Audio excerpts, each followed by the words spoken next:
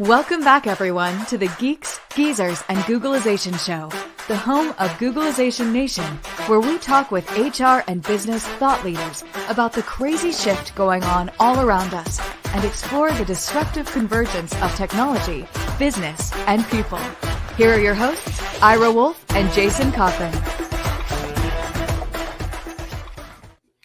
Hey, welcome back, everyone, to another episode of Geeks, Geezers, Googlization. Thank you for being part of Googlization Nation. I'm Ira Wolfe. And I'm Jason Cochran. If you think this is just another podcast, think again. We're the voice of the most important conversations on the future of work that are confronting business leaders and people today. And our goal is to bring you ways to reimagine tomorrow and explore the ever-changing convergence of business, technology, and people. This episode of Geeks, Geezers, Googlization is sponsored by Y Institute, your personal and professional GPS for a meaningful life and purpose-filled career. You'll hear more about the Y operating system and the Y Institute in just a few minutes. Jason, it's great to be back. We've been off for a few weeks while I've been on tour and trying to deal with a lot of personal things, but also dealing with conferences, future of work. But I'm really excited about today's episode.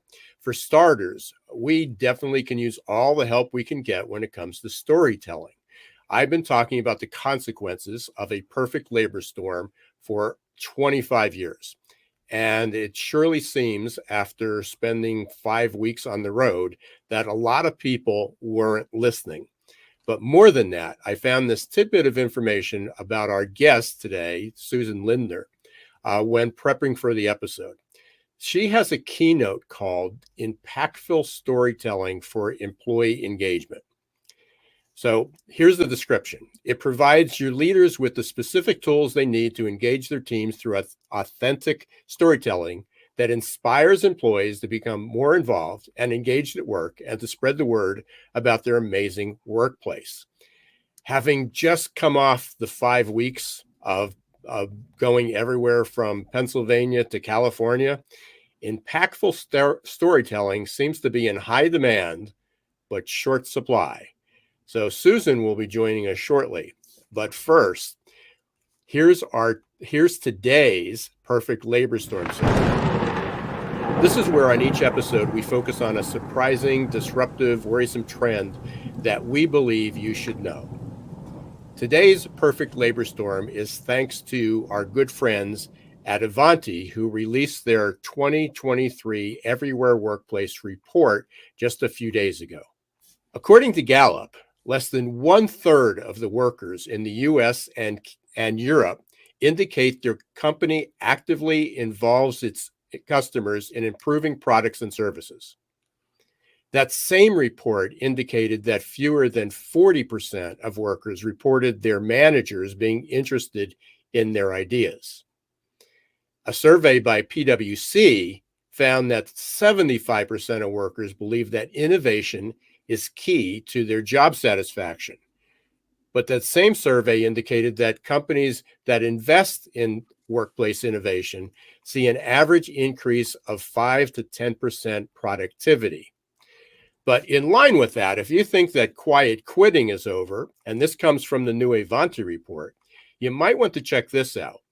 There are still 1 in 3 office workers under the age of 40 who admit to quiet quitting, and more than 1 in 4 are considering leaving their jobs in the next 6 months. And when it comes to why they quit, 40% say lack of motivation, 40% say burnout, 38% say they feel taken advantage of, and 30% say they do not feel engaged. So it seems to me that there's an opportunity for organizations to both create and tell a very different story if they are to succeed in the future of work.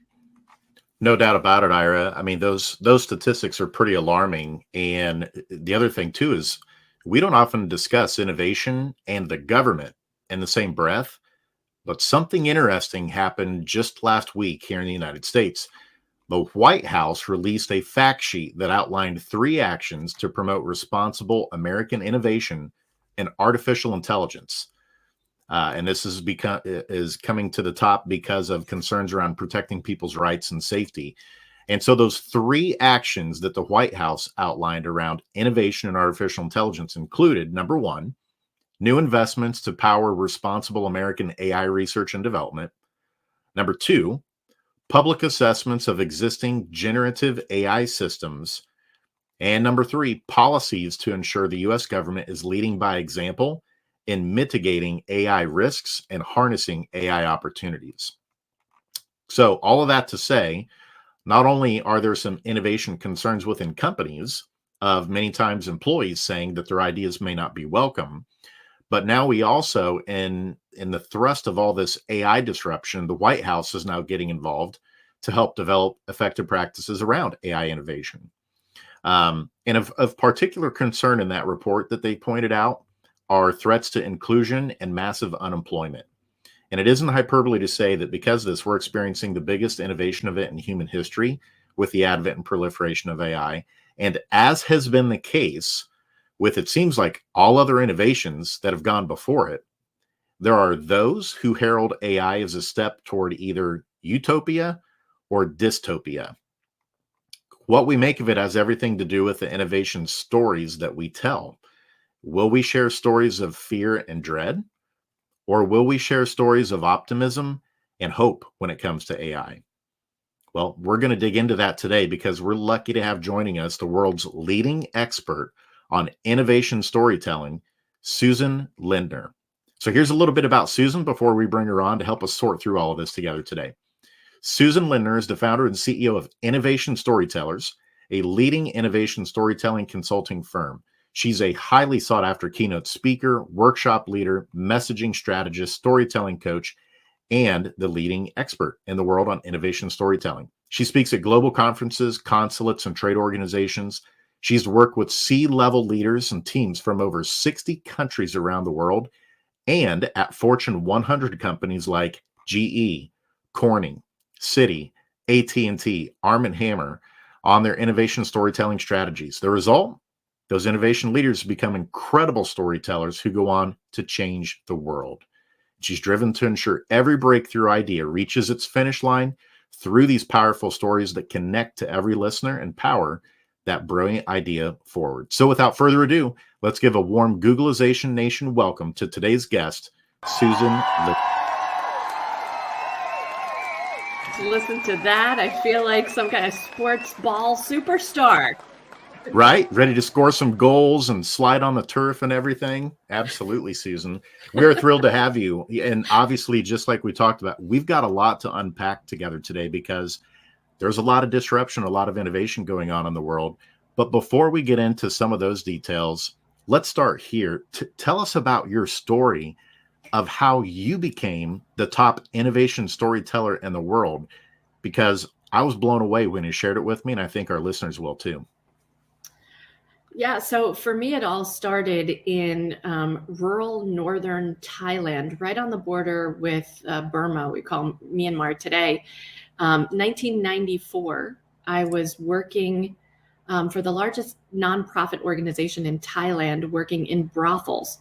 My job was to help sex workers and their customers not contract or spread HIV. And at the time, the red light district that I was assigned to work in had already shut down because most of the sex workers and their customers had died from HIV. In fact, 1 in 6 sexually active people where I lived were HIV positive, and there are about 3 AIDS funerals a day. So it was incredibly tangible, the urgency and immediacy of needing to fix this epidemic that was just taking over the country, and particularly the province I was working in. And so we tried and the Ministry of Public Health tried really hard to fix this problem. And it started with fear as the prevailing concept, giant billboards all over the highways that said, "Get AIDS and die," which were fostered with these giant pictures of hungry ghosts that would terrorize your family after you had passed away, because they didn't help in stopping you from contracting HIV. So I got to say, that campaign, incredibly successful for the first 6 months until it wasn't. That shock and awe campaign worked for a while, but then when people saw that they weren't getting HIV, they went back to their old ways. How many of us continue smoking, drinking, overeating, not exercising because we think that epidemic, whatever it's causing, isn't going to come to us, right? And God knows public health leaders have tried lots of different stories to get us to change our behavior, right? So this is constantly a work in progress. And if you're a corporate leader, trying to change someone's behavior inside the corporation is just as challenging.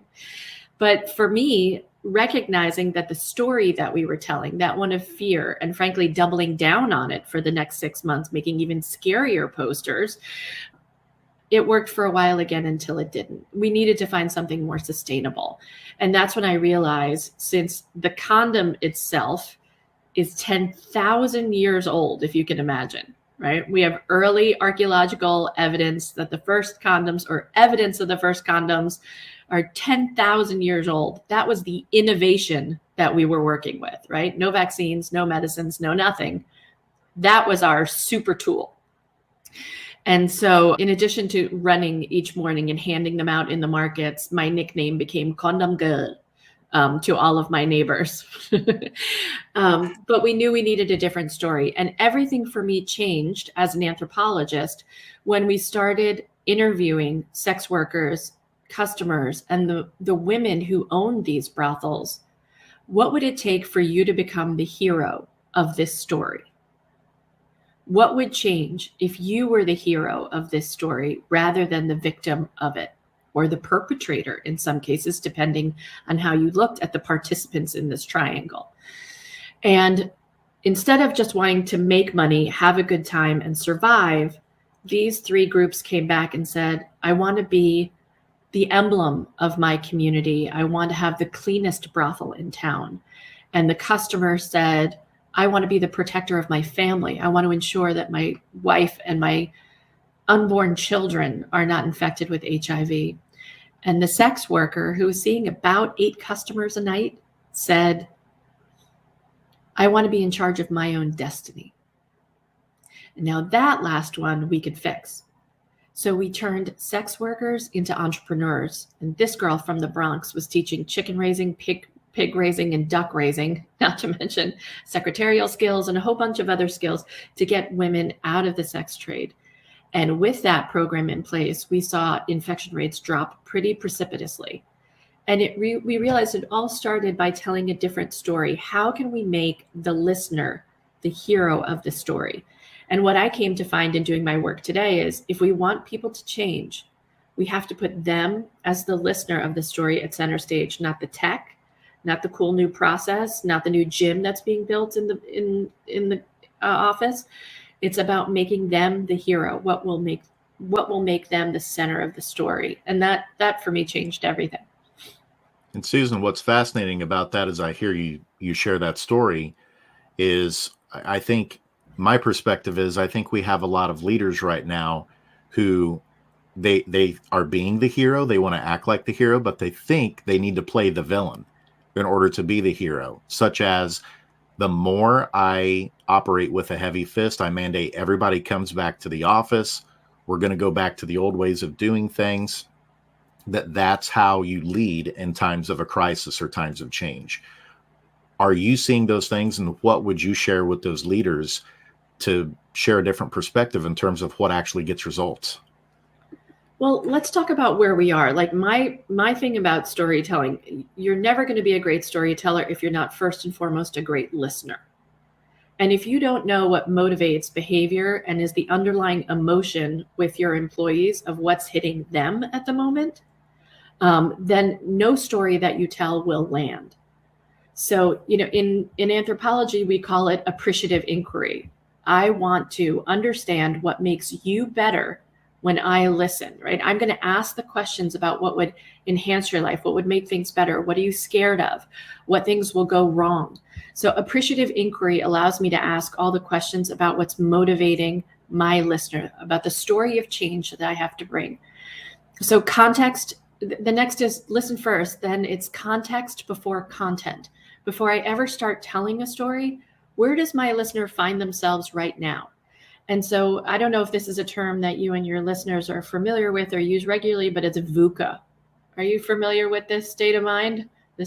anxious, driven state of being, of volatility, uncertainty, complexity, ambiguity. That's where most employees and most managers are today, don't you think? Absolutely. Wrote a book on it. There you go. That's what Googleization is. It's about VUCA. And so, when we remind ourselves as compassionate and empathetic leaders that people are living in this state of VUCA, right, of like living on a trampoline, how do we tell a story that addresses that emotional state and then takes them to a different place? So the story, as storytellers, we recognized first and foremost, what is the emotional state of my listener? And if you're the kind of boss who's about to usher in change of any kind, know that you are adding to the VUCA, right? So we think innovation, disruption, how exciting. It really feels like stress and fear. For most listeners, the word change induces fear. And so now you're dealing with neurotransmitters like cortisol and adrenaline, right? And as storytellers, we recognize that those biochemical markers are going through the body, and now it's my job to counteract them. So I'm being a bit of an alchemist when I'm talking about storytelling, because I'm not just thinking about the words on the page. I'm actually thinking about guiding someone through an emotional process. And the words are really just the vehicle to guide people through an emotional place where they can be stable enough now to act on my words. Is that a little heady, a little sciencey for all of us today? But that's really what employees are experiencing. Huge dumps of cortisol and adrenaline every day, thinking about, God, I don't even want to open my inbox today. So that leads into where I just came from. I lived literally 4 weeks on the road, talking to a lot of different audiences, a lot of different people.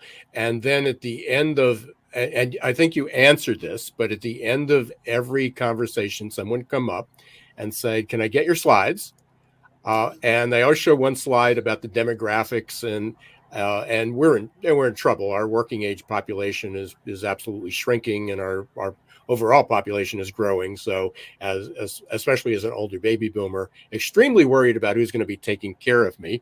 And Jason's experiencing now with his parents, and I just experienced it with my mother, with caregiving and hospitals and long waits and all that stuff. But the one question that came up was, how do we convince, and again, it's what story do we tell, but how do we persuade our older managers that they need to manage differently? They need to treat people differently, regardless of what generation it is. And going back to what Jason had said about mandating people back to the office.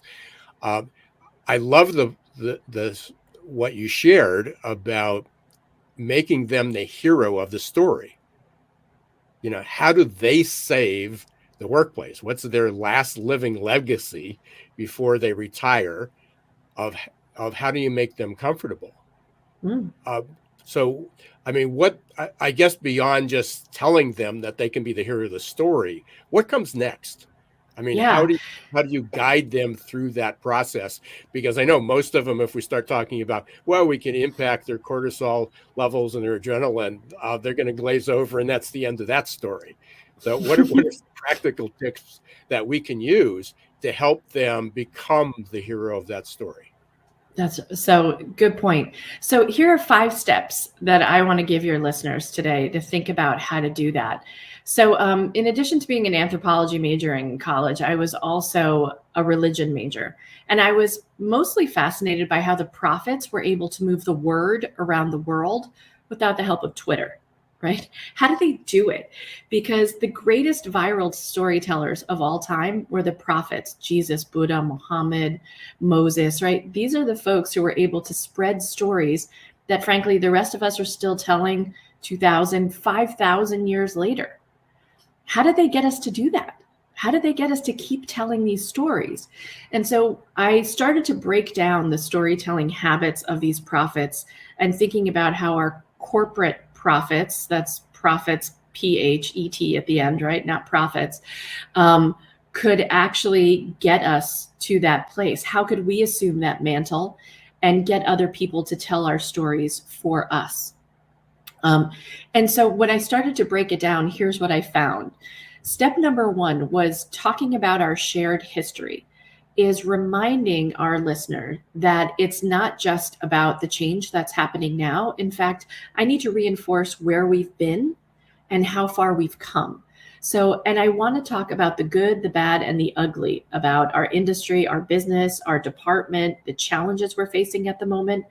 We start with a shared history. And if you'll notice, none of the prophets actually gave up their old faith. They just talked about adding on the new. And this is a process that we call breadcrumbing in storytelling, where we take the big steps, the big strides, and we remind ourselves of just how far we've come and what we're actually capable of doing, even in the midst of volatility and change. So step 1 is, what is the story of our shared history? And sometimes it starts with something as easy as, why did you come to work here? What do you love about working here? What are some of the challenges we face together? What do you think we can do together moving forward? That's shared history. So that's step 1.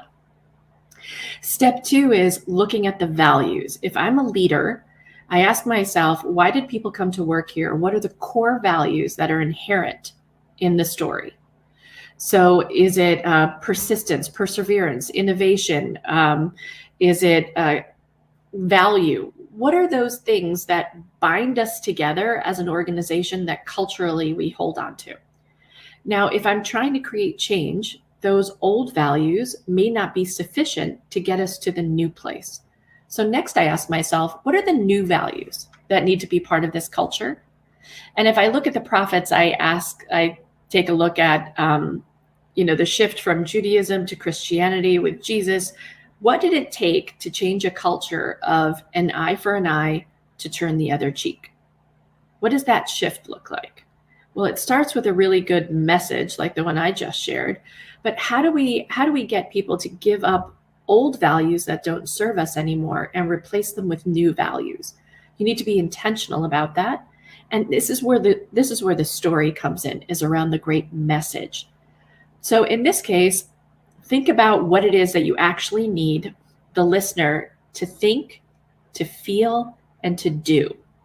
And when you know those 3 things, then you can think about, what's the message I need to draft in order to get people to think differently, do differently, and feel something that they haven't felt before that will move them into action.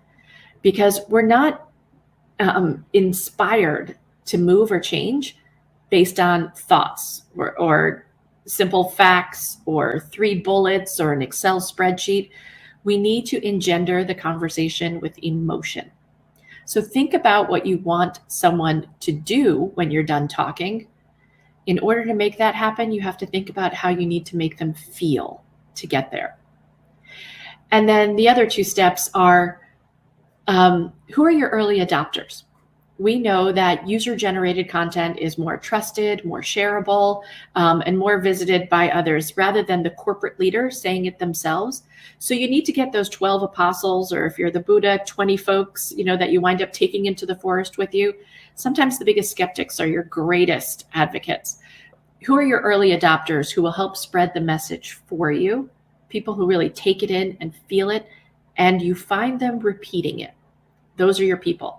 And then lastly, what's the viral language? So we need something that, read my lips, no new taxes, right? Or da, da, da, da, da, things that's going to be really memorable for us. I didn't even have to say a story, right?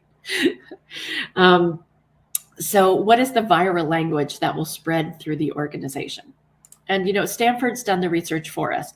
A story is 22 times more memorable than just facts alone, than just a policy document or a process shift alone. You need the story for people to take it in, feel it emotionally, and share it with the next person. So get the story. I love it. And to tie in there is, I'm loving it, Susan, to finish your jingle that you shared there. Something that you shared there was so much good in there, but one that really stuck with me, you were talking about with the prophets, from the move from Judaism to Christianity, getting them to move away from eye for an eye to turning the other cheek. Metaphorically, it feels like we're kind of in the midst of one of those moments when it comes to work's place in our life. And and how are we going to inject artificial intelligence into all of this, and understanding what that looks like. Are there going to be people that lose a lot of quote unquote their traditional jobs that they've had and are going to have to reskill and learn some new things in order to work alongside AI? And so as we get ready to head into this break, just want to put that in for some context, because when we come back, let's start taking a lot of those analogies you just shared of everything that's going on right now, the VUCA that you and Ira mentioned. We're in the thick of it right now. What are some things that you're doing with leaders right now? What are some things you're seeing leaders actually do to help lead in this wilderness we're in right now that's really helping them thrive despite all of the disruption and the innovation and change? Let's dig into some of those things that you're seeing done by some of those specific organizations and people that are taking these learnings. And then we'll be back after the break here in just a couple moments. For most of us, change is freaking terrifying. And unfortunately, there's no app to adapt. That might change in the not so distant future. But for now, we're on our own. That means we can either accept our default future or reimagine our tomorrow. For those of you who choose default, good luck. Just remember, there's no pause button for change. You can't turn back the clock. And there's no get out of jail free card in this age of perpetual uncertainty. Like it or not, change will happen all around us. And that change is not becoming just more disruptive and frequent, but volatile, uncertain, complex, and ambiguous, or VUCA. Fortunately, you can make change work for you and turn it into your personal and competitive advantage. Reimagine your future to one in which you're living with purpose, you're happy, and you're growing, thriving, and flourishing. If you're ready to rewrite your next life chapter and regain control of your destiny in this never normal world, your journey starts here. Contact the leader in adaptability and making change work for you, your team, and your organization. Ira S. Wolfe, adaptability.expert.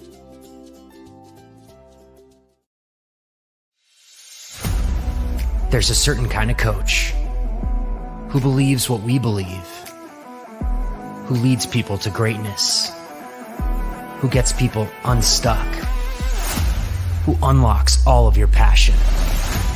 A coach who helps people discover what drives them, to tap into their superpowers.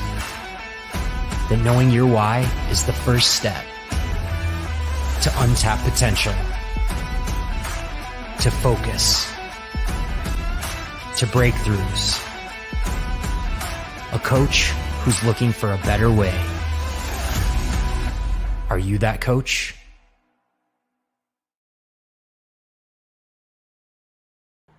And welcome back, everybody, to Geeks Geezers Googlization. We are thrilled to be welcome, or to welcome, rather, Susan Lindner with us today, our special guest. She's the top innovation storyteller in the world. And if you listen to the first segment, you already know why.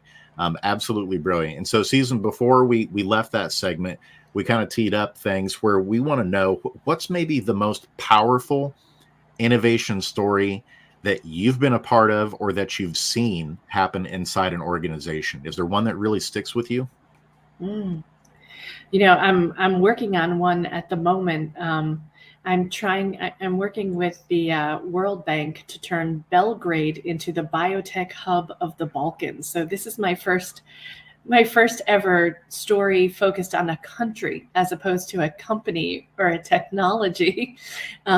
So I feel like the influence of storytelling is spreading, which is really gratifying after 20 years of doing this kind of work.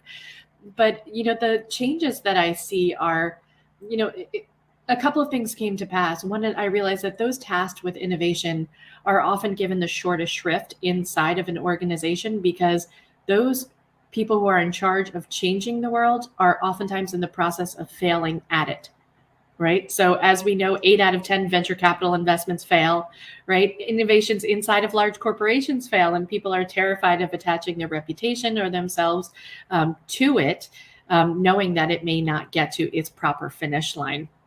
And sometimes just conveying the story inappropriately is part of that problem.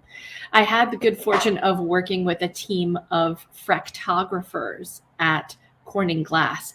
Now, I don't know about you, but I had never met a fractographer before, and I didn't know what they did. These are the folks who study how glass breaks. Very important job inside of a glass factory.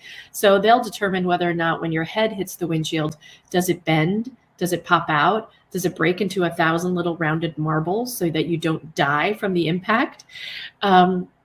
These folks were in the process of creating a brand new glass and windshield that we had never seen before. And when I went up there, I said, great, show me the deck that you're going to use to present to the CEO and the board. And it was 59 pages. And the first 2 slides were diagrams at the electron level of sand. So it was the chemical formulation for the brand new sand that they had created. And they got into the weeds on that electron level discussion. But in the middle of that conversation, one of the fractographers became an aunt. Her sister had a baby. And so we started oohing on over the pictures that Amy was showing on her cell phone, and then came back to the electron discussion again. I could feel my eyeballs rolling to the back of my head. And I said, Amy, show me the picture of that baby again. Just imagine how those tiny little neurons are bouncing back and forth in that baby's brain. And think about how that pancreas is growing by leaps and bounds every single day inside of that baby. And those tiny little capillaries, as they grow and expand and bring blood flow all the way through that baby's body. Imagine if we looked at a baby and described it that way. And the fractographers all kind of looked at me in horror. And I was like, we're getting a little too granular with the sand story, aren't we? I'm like, yeah, just a little. So the compelling story of what happens to so many of us as we get inside of wanting to make change, advocate for change, or ask for new products and services is that we get caught up in either the granularity or the grandiosity. We have to make this change now because work from home is shifting. We have to make this change now because climate change, because economic analysis. We get really big.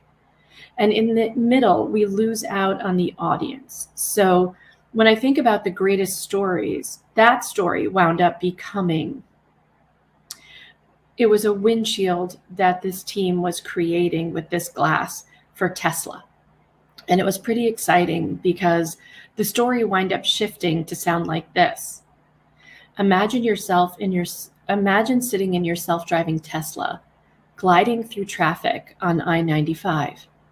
Imagine leaning back and watching the second half of Bridget Jones' Diary or catching up on a couple of emails that you left in your drafts folder at work. Your 55-inch flat screen TV has effectively now become your windshield. Your car becomes your entertainment and productivity center, and you can just relax and finish working on the ride home. So that shift from going from 59 slides and a CEO and board team that was completely lost to making that scenario human, relatable, emotional, tangible, and taking that slide deck from 59 slides to 10 was a huge shift in how the company decided to begin talking about its products and services internally so that everyone on the table could get their hands around it.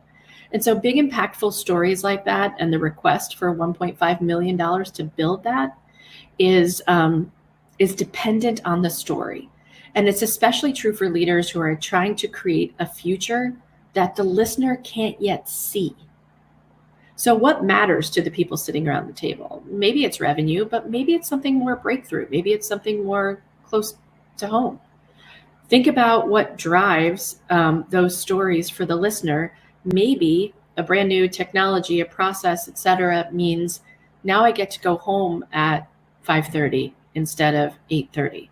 Maybe it means I get to go and watch my kid's soccer game on a Thursday night.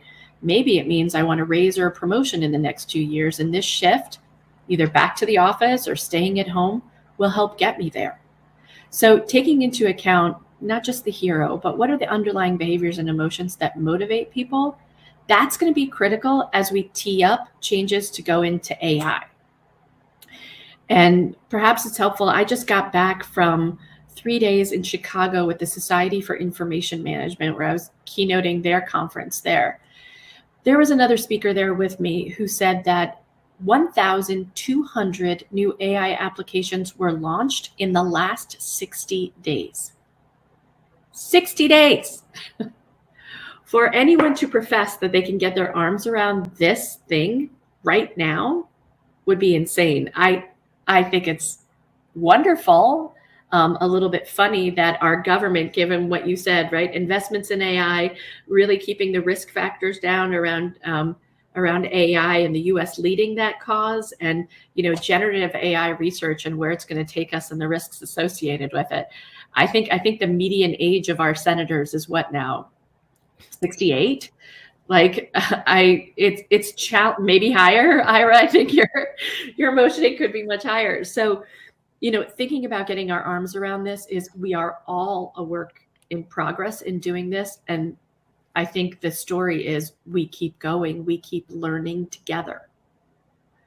What's really important is getting really clear about what we need. And I'm concerned about these giant swaths of people going out of business, people getting new business. It has been the wave of technology is just accelerating at such a pace, it's hard for the human mind to keep up. Yeah, I think I'm surprised that it's only 1,200 new applications of AI over the last, because I think I probably have gotten all of them in my inbox. You poor thing. Turn off Google alerts for AI app launches. That's what that means. Yeah, absolutely. But that, and I just, this may be a little bit of a detour, but I think it's going to relate to what we talk about with AI. I mean, the number one industry, I mean, at least in the top three, that is going to be impacted by AI seems to be marketing, PR, HR, everything we're talking about, storytelling. Today. Well, that's my question. Yeah. How is that? Since you're in the thick of it, and we're talking about AI and storytelling, how is AI going to impact storytelling? I think for the better, personally. I'm really excited about it. I think it's fantastic. And here's why. I was at an event last week with some pretty brilliant folks. It's called the Samudra Leadership Trust. And these are folks gathered from across different industries, looking at everything from workplace to design and culture and catalytic change in our corporate life. And the discussion around the dinner table was for us to stop thinking about artificial intelligence and start thinking about augmented intelligence.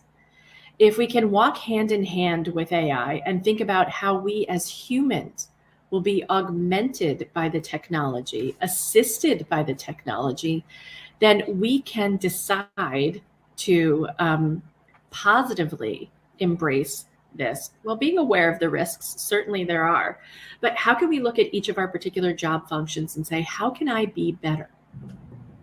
How can I look at the different ways that AI will make me better and push down the menial tasks that are part of my day-to-day job, let AI handle that, and how can I begin to uplift and upskill myself so that my greatest human attributes shine in partnership with AI?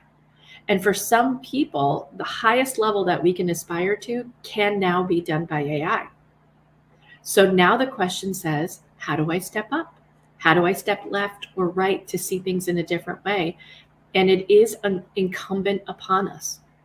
The part of human evolution that I find fascinating is how we always do. So thinking about the new jobs that will be created, the new things we'll get to do, I would love it if AI can help support me in some of my historic research that I do in writing a story. Try to even watch a 10-minute YouTube video on the history of Serbia. I mean, you've got two popes, dueling kingdoms, you name it. Like, I couldn't follow it even watching a shortened YouTube version before I went over there. That AI will help me digest this information faster is a godsend, and I'm grateful. Now, where do I have to upskill my creativity? So standing, and I think I can speak for you confidently about this, is that you have a growth mindset. I Always. know, and I know Jason and I. So my question is, what do we do with at least the 50% of the population who has this fixed mindset, who doesn't hear what you just said in the same way? It's that, well, I'm nearing retirement. If I can only get, I heard this last night. I only have 16 more years until I can collect my pension. Okay. So hear it all the time. So how, what's the story, or how do we make them the hero of their story to at least incrementally adopt a new skill? And maybe it's not become an expert in AI, but understand that if they don't adopt some of these new skills, or as we talk, is reskilling, upskilling, deskilling. And I heard a great term the other day, skill retirement. Is that we will still retire. And as a very old baby boomer, is people would continue to say, why aren't you retiring? And it's like, well, my career, I'm not retiring, but I have retired skills over and over and over again. So how do we do that? But again, my concern is we always speak in our bubble, and we speak to people who love this stuff, but we still have a large segment of the population who has a fixed mindset. And part of that, probably a whole other session we can get you back for, is talking about the culture. But yeah. Well, I think in a way we've been sold a bill of goods, right? As white collar workers, we thought we were safe, that the blue collar workers were going to be, phased out because of robotics, industrialization, computers, right? You can go and order your on an iPad when you walk in now, right? Yeah. You don't even need to speak to a human. And yet someone still needs to be flipping burgers. Although I know they're making, mechanized pizzas, and they're baristas, in airports now that are just one robotic arm. But I was delighted to see one of the Boston Dynamics dogs pass out after 20 hours of working straight on a factory floor. I was like, yay, there's still hope for us humans who are dedicated to something larger than filling an order. But, I think the way that I would love to hear labor unions talk about, this is the plan we're going to put in place for our workers. We're taking this seriously. I would like to hear about, organizations that are truly dedicated to their people saying, we want to embrace this and we want to do it together with our teams. So getting people on board with the innovation and using the brilliant humans who are already in your organization to help set up SWAT teams and committees to say, let's look at this. Let's look at each department and say, where can we prosper even faster than the competition by embracing this? Let's figure it out. And I think it's what companies did in the past. We just assigned it to a group of middle managers who would be responsible for that task. And they became inherently valuable for doing that. But now it's on us to all look at this together, department by department, corporate strategy together, and say we're shifting. And I want to throw a little bit back to labor and the union, say, let's get in here. Let's roll up our sleeves and do this. I think we can find a way forward. Yeah, for sure. And one of the things that is definitely occurring, as you said, with blue collar, there was just a write-up this morning, again, that the most in-demand jobs longer term are going to be the blue collar jobs. But those are now the skilled jobs, right? As more and more of the professional white collar jobs. But we talked about this years ago, and I remember lawyers laughing, because my audience is coming from a healthcare world.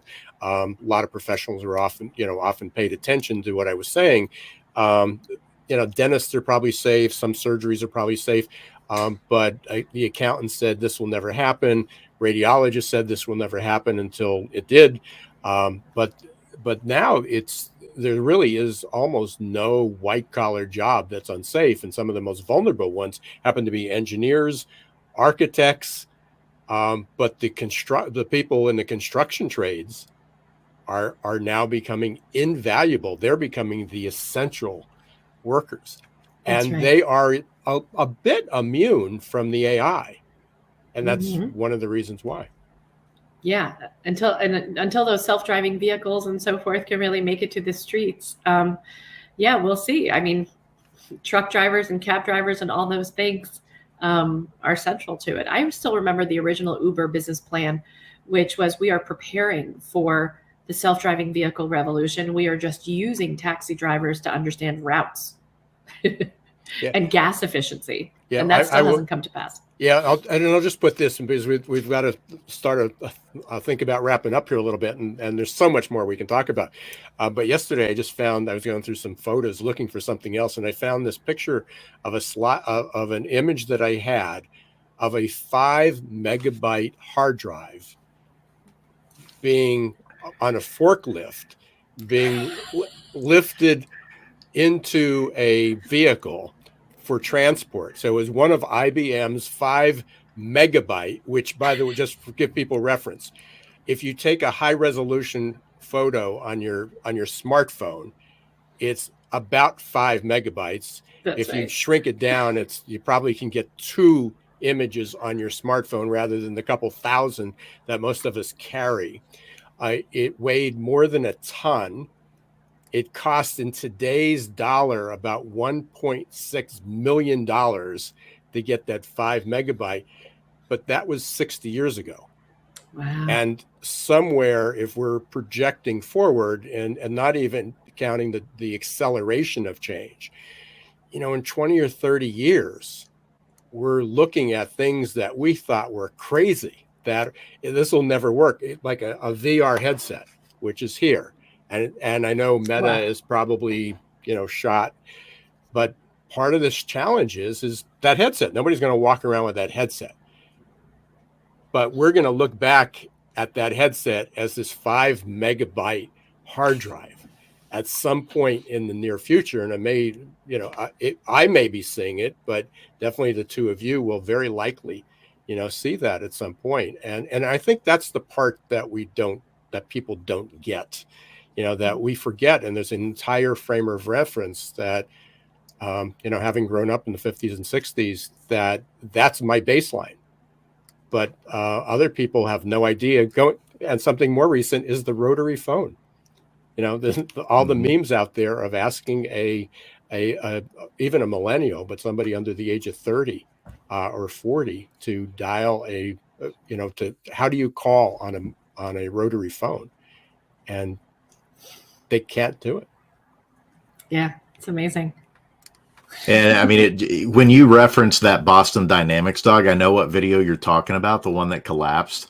I actually posted something a couple weeks ago about that because Susan and Ira, for me, it raised the question of who's to say in 10 years when we're working alongside AI agents that those AI agents are going to have their own opinions about what it's like to work in that organization. And all of the CEOs who think, oh, well, we'll just replace people with robots because the robots won't complain.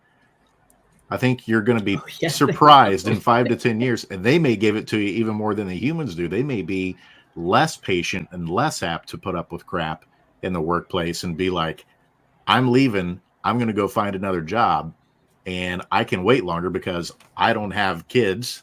I don't have to go find food and stuff like that. So I know that probably sounds like science fiction, but it could be the world in 5 to 10 years that we live in. Is we need to think about employee experience from AI agent perspective too, of what it's like to work there. Jason, I'll take that just in a different approach of how my mind works. My first thought was, who fixes it? Who do you call? Because we're building it, but there's not enough people that understand. We don't have enough AI mechanics or technicians to actually, when the dog goes down, it's going to be like, what do you do with your toaster now when it doesn't work? Who do you take it to when you throw it out? So, yep. And yet this is going to have all the knowledge in there. It's going to be like our computer. What happens when our hard drive crashes? How do we get that knowledge back? And then you can't find any techs to be able to do that. So I think there's a whole other there's an industry upon an industry upon an industry that will develop, but it's moving so fast we haven't figured that out yet. That's right. And this is why we're going to have Susan back on to help us understand how we tell these stories in appropriate ways and how we're taking stories from AIs and combining it with humans. about what it's like to actually work in workplaces. This is all fascinating, Susan. So we definitely want to have you back on again. We're going to get to our lightning round here, but so much more that we could get into. We're just running out of time today. But we do want to go through our lightning round segment with you here real quick so that we can get to know you a little bit better on a personal level. And of course, you've already shared some amazing stories about yourself, but let's just tee up a few more questions to get to know you a little bit better. So here we go. Are you ready? Ready. Let's do this. All right. Favorite band or song of all time? Oh, so good. I think I'm back in junior high with Duran Duran and Hungry Like the Wolf. I just saw them in concert last summer. They were amazing. I was just going to say they're back on tour. Yep. And we just saw Aerosmith is coming back in our backyard here in Indianapolis in October. So I'm excited to go hit that one up too. First time we've gotten Duran Duran. I love it. How about this one? What is the biggest pet peeve to you that other people do? Of other people, not other stuff. Could be stuff, people. What's one of the things that just gets underneath your skin? Okay, so I'm a 20-year media trainer, and so I've conditioned people to get the ums and uhs out of their speech. So when I hear politicians that are rambling and I know they're searching for an answer they don't have, and they're I just go ballistic on the other side of the TV, knowing that they're just fumbling for time. So that is my trigger for me of going, he or she does not have the answer. That is my pet peeve. I love it. Well, hopefully we didn't have too many ums and stutters You're and at stuff zero like that today. ums. Awesome. And of course you didn't today either, which is incredible. We're not even going to have to edit this episode, Ira. That's how good it is. And then how about this one, Susan? If there's one person in history that you could spend the day with, who would it be? Malcolm X. Fascinating. Why? You know, so I was the girl who had posters of Duran Duran on one wall, and I had posters of Mahatma Gandhi, Martin Luther King, Malcolm X, like revolutionaries on the other. And something you probably wouldn't know about me, but I hitchhiked through 5 countries and 2 war zones in Central America to join the fight with the Sandinistas back in the day. I chickened out, by the way, came back home and eventually wound up in Thailand. But Malcolm X for me was an inspiration about what revolutionary change looks like. And the ability to go from very humble beginnings to very tough beginnings, and some would say morally confused beginnings, to find a path out and to find a path to really thinking about what it is to claim and own one's true selfhood. And so I'm fascinated by just the shifts that one human being went through the course of their life, and how they ended up with a message of peace and unity, even in the midst of really taking strong ownership and seeing himself as really central to his race. And just an absolute hero of mine through all the controversy and what have you. And from a true crime perspective, I'm so frustrated about how his murder was handled. And so, so I'm fascinated by Malcolm X, and I would want to hear all of it right from his mouth. Susan, thank you so much. Just absolutely brilliant on the lightning round. Thank you for sharing a little bit more of who you are and the story of what you're doing. The name of her company, founder and CEO, Susan Lindner of Innovation Storytellers. The website is innovationstorytellers.com. We'd love for you to go there, check out the work that she's doing to help change the world for the better, and make a better future for all of us, and helping those innovation officers inside businesses make those ideas become a reality. Susan, any other ways that our listeners can learn more about you or get in touch with you? Well, because your audience loves podcasts as much as I do, if they want to tune into the Innovation Storyteller Show, I interview chief innovation officers or people who have an innovation mandate about the stories they tell to get their innovation to the finish line. And sometimes the finish line is failure. But what are the stories that you have to tell to get innovation through the corporate meat grinder of America? And we just surpassed 100 episodes. So I know that's small fries compared to you guys, but people like the CIO of Corning and 3M and Adobe and folks like that. So I think there's a lot to learn from. And that's why I started the show, is to learn from the greatest innovators of our time. Congratulations on that. absolutely going to be dialing in and listening to those episodes. And I'm sure many of our listeners will be as well. Thank you so much for joining us today. I'm going to send it over to Ira as we get ready to wrap up. But it's been brilliant, Susan. Thank you so much. Thank you for having me. No, absolutely, Susan. And again, anytime, you're welcome back. Really appreciate it. I've got a million ideas that have just been generated, which usually happens in the last few minutes of the show, and then it's time to go. So, well, hopefully we can have this conversation online, but also offline. And I wish you the best of luck, and thanks very much. Thank you. Well, Ira, I wrote a book over here. What were some of the main takeaways for you from Susan today?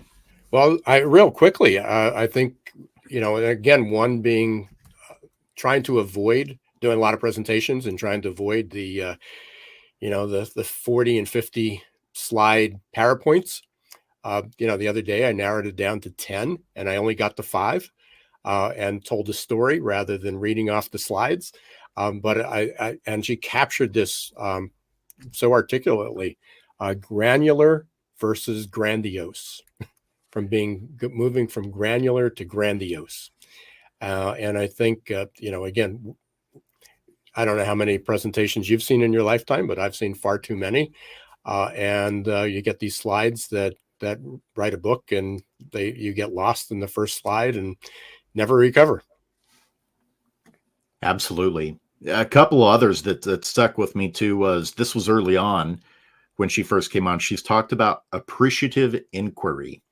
That's how leaders should approach things with folks inside the organization, and context before content. Before you're trying to share the things that are in your head, understand the context of the situation, get to know that person so that you can then craft the communication in ways that will actually resonate and land with them, to be able to make a difference. And then lastly, I just thought the whole segment when she talked about profits. And it was funny that she did it with, we were talking about it's not all about profits, PROFITS.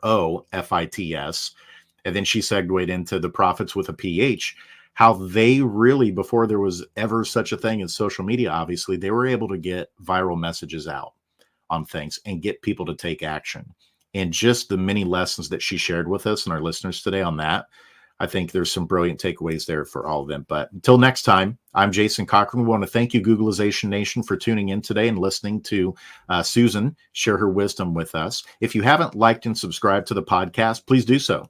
We're on all the popular podcast platforms. We're doing a lot more on YouTube now as well. So please like us on YouTube and Instagram for some amazing short video clips as well. And until next time, I hope that you stay well.